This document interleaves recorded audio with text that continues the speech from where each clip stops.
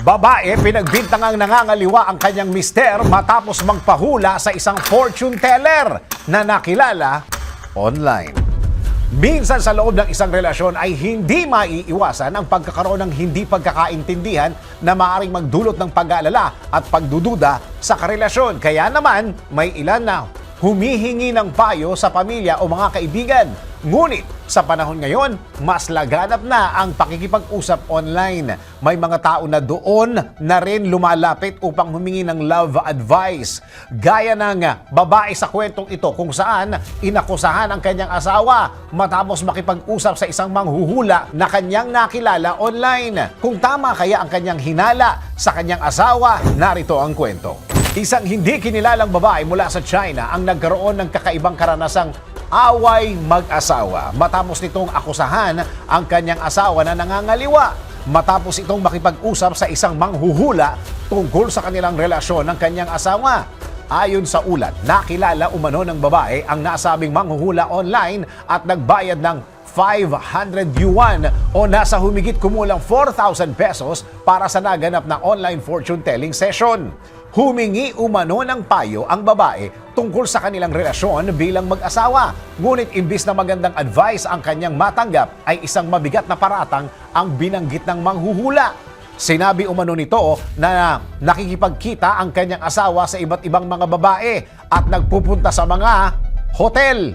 Pagkatapos noon ay hindi na napalagay ang babae at sinimulang pagdudahan ang kanyang asawa. Subalit mariin naman ang pagtanggi ng kanyang asawa at sinabing wala itong katotohanan.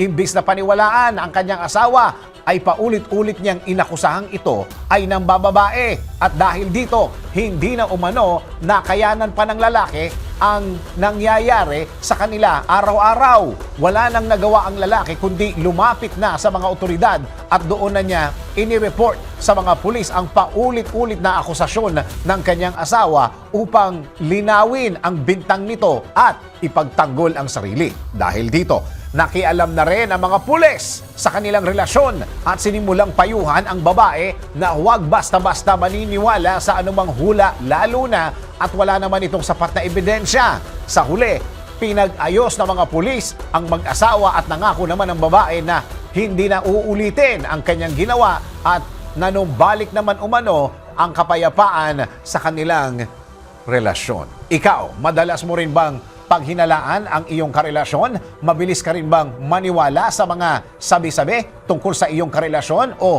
pinapairal nyo ang pagtitiwala sa isa't isa? DWIZ Research Report. Report.